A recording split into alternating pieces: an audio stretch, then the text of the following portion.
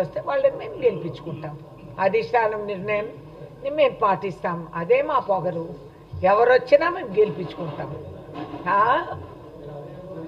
అదే ఎప్పుడు చెప్పిన దాన్ని చేసి చూపెట్టాం కదా.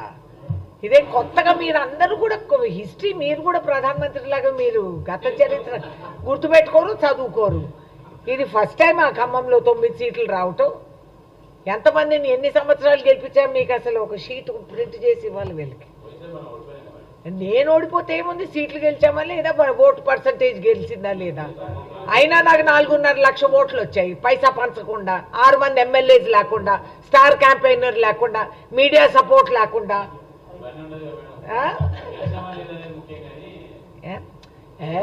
అదేం లేదు సార్, మాకు పునాది ఇంకా బలపరుస్తూనే పోతున్నాము.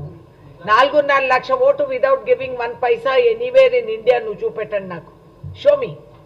నా ఛాలెంజ్. నేను రెడీ పోటీకి, ఇప్పుడైనా రెడీ. రాజ్యసభ ఎలాగో ఉంది, ఐ కెన్ ఫైట్ లోక్సభ. ఇప్పుడు లేనిపోయిన హెడేక్, ఇప్పుడు కొత్త క్యాండిడేట్ అని అంటారు మీరే. నేనే పోటీ చేస్తాను, ఏముంది సరదాగా తిరిగేస్తాను. నేను తిరగనక్కర్లేదు కూడా.